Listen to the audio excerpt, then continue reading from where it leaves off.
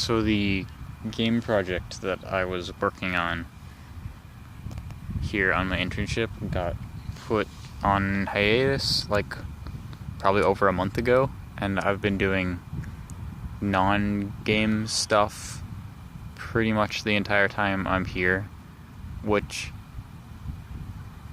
isn't actually that bad because I've been learning a ton still, and I feel like a lot of it is still relevant experience. Like, games are more interesting, but I'm here to learn, and I'm still doing that, so it's kind of hard to complain. Yeah. The CEO dude and one of my bosses, who's, I think his title is like studio manager or something like that, both went out of their way to say that I was doing a crazy good job, and that they would like to work with me more in the future.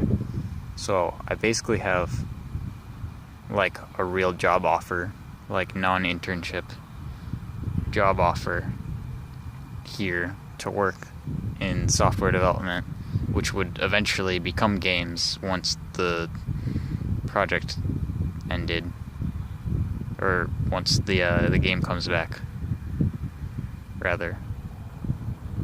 So that's cool. I could like live in Eugene, Oregon, and survive out here.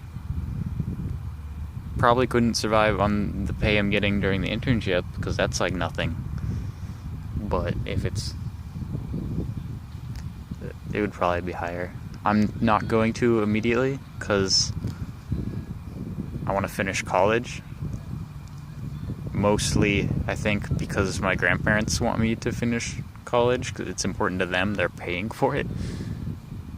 But, like, realistically, if I were paying for my own college, I think I would just stop here at this point and be like, yeah, I'm gonna go just straight into the industry and start getting actual experience. Like, I don't think finishing college is a bad idea. Like, I think a degree is still gonna help, and I'm gonna learn. I think I'm gonna learn a lot more in the last 2 years of college than the first two. The classes are ramping up. Also, they offered for me to work part-time remotely while I'm going to college. I think that's gonna be interesting because like I'm gonna have a ton of workload. I'd like signed up for a crazy difficult classes, especially next semester. But that would still be really, really valuable experience and money doing something I enjoy during college. So that's crazy. And that'll probably also turn into games like while I'm at school, which is neat.